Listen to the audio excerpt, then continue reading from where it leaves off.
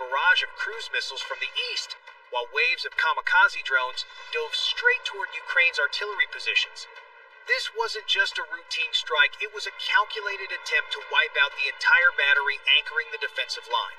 In seconds, the silence shattered what followed would unfold as a lesson in multi-phase modern warfare. The opening salvo came fast and brutal. Within seconds of the Su-34 second strike, the first Russian cruise missiles streaked low over the fields, their engines howling as they slammed into the outskirts of the Ukrainian battery. Almost simultaneously, swarms of kamikaze drones dropped from the eastern sky, each one diving with lethal precision toward radar dishes and artillery crews. The Ukrainians had no choice but to scatter. Squads broke formation, rushing for foxholes and reinforced dugouts as commanders barked orders to deploy mobile air defense units. Radar operators worked frantically, their screens lighting up with hostile signatures. Sirens wailed across the sector, the unmistakable tone of imminent impact. Within moments, shoulder-launched manpads and vehicle-mounted anti-air systems roared to life, firing bright streaks of interceptors into the night.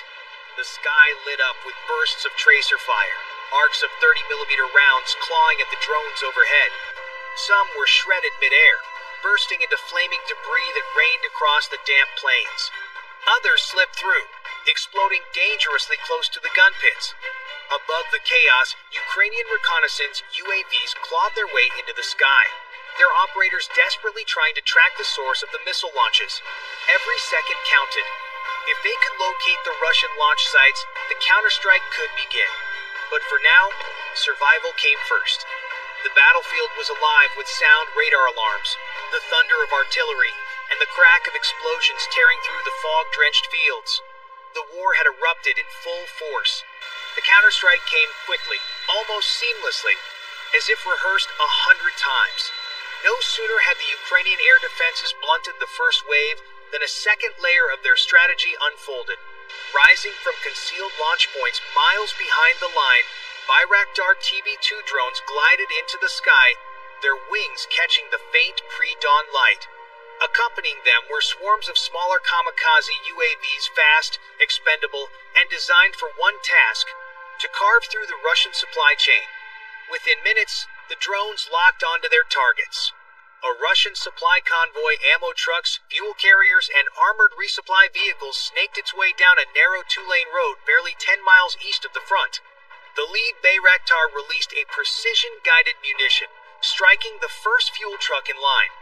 The blast tore it apart, sending a fireball surging nearly 200 feet into the air. Flames rolled across the asphalt as fuel ignited, creating a barrier of fire that trapped the vehicles behind. Then the kamikaze drones descended. One after another, they dove into the convoy, slamming into ammunition trucks and detonating with devastating precision. Secondary explosions followed, first a single crack, then a thunderous chain reaction as shells and rockets cooked off. The entire stretch of road became an inferno, glowing orange against the early morning haze. Crews abandoned their vehicles, some fleeing into nearby fields, others scrambling for cover as shrapnel and debris rained down. The effect was immediate and crippling. With their logistics severed, Russian forces were forced to alter their tempo. Armor and mechanized infantry that had been advancing steadily now hesitated, pulled into a kill zone of their own making, cut off from resupply and stalled by the burning wreckage. They funneled directly into the range of Ukraine's waiting artillery. The trap was closing. For the first time in hours, the momentum shifted. The Ukrainian drones, silent sentinels above the battlefield, had turned the tide not through overwhelming firepower, but by striking where the enemy was most vulnerable. What began as a desperate defense was quickly transforming into an opportunity for counterattack. The plains near Kharkiv, once under assault, now belonged to the hunters in the sky. The destruction of the Russian convoy created more than just a fiery roadblock. It opened the door for Ukraine's next phase. With enemy armor now funneled into a predictable path and deprived of steady resupply, Ukrainian commanders seized the moment. Orders rippled across the lines, and from hidden positions several miles behind the front, the thunder of heavy artillery split the night. Batteries of 155mm howitzers unleashed a storm of shells, their barrels glowing red as round after round arced into the sky. The saturation fire fell directly onto Russian mechanized columns caught in the open. Tanks and infantry fighting vehicles tried to maneuver, but the marshy ground and burning wreckage left them little room. Explosions churned the earth, hurling dirt, steel, and shattered armor into the air. Each impact rattled the plains like a rolling drumbeat, pounding away at the cohesion of the enemy force. Then came the second hammer. From mobile launchers carefully concealed under camouflage netting, Ukraine's HIMARS fired a ripple of ground-to-ground rockets, each streaked upward, leaving sharp white trails cutting across the dark horizon. Their targets? A Russian forward command post that had been directing the assault. The rockets found their mark. A split second later, the position erupted in a towering fireball. Radios went silent, vehicles flipped, and the entire command node was reduced to smoldering wreckage.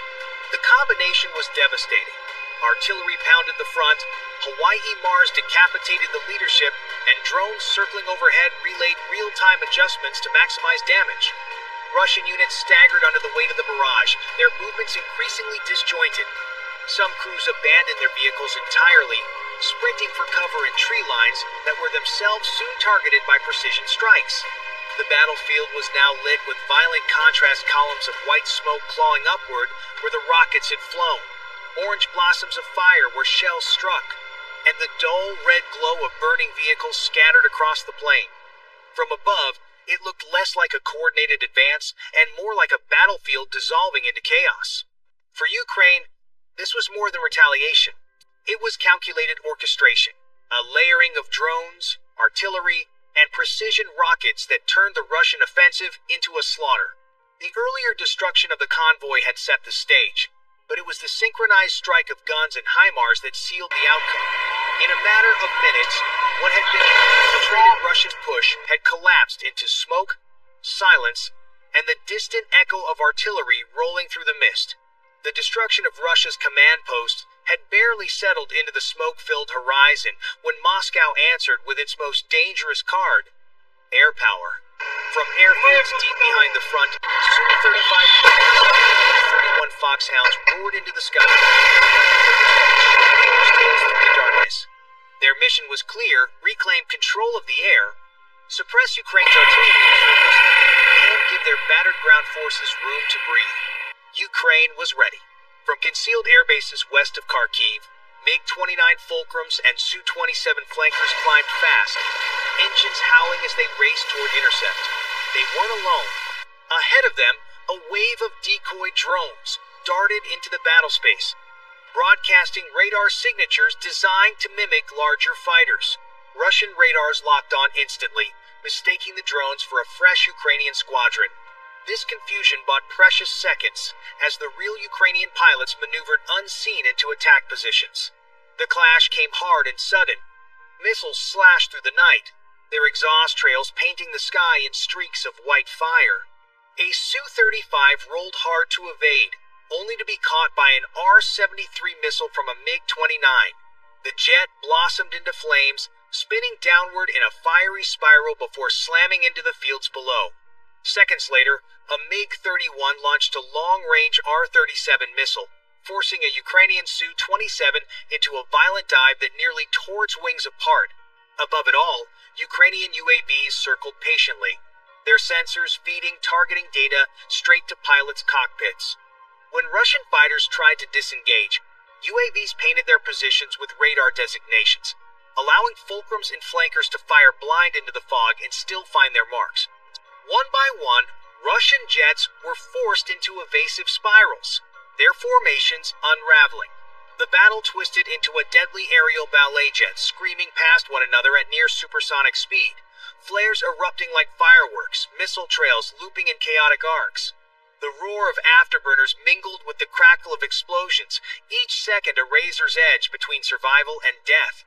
By the time the dogfight bled southward, the sky over Kharkiv was littered with the glowing wreckage of at least one downed Su-35 and the scattered contrails of missiles gone astray.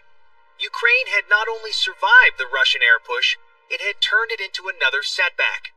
The combination of manned fighters and unmanned eyes in the sky had blunted Moscow's attempt at air dominance, keeping the battlefield firmly in Ukrainian hands. The collapse of Russia's air push left its ground forces exposed, disorganized, and vulnerable. Ukrainian commanders seized the moment, ordering a full mechanized counterattack.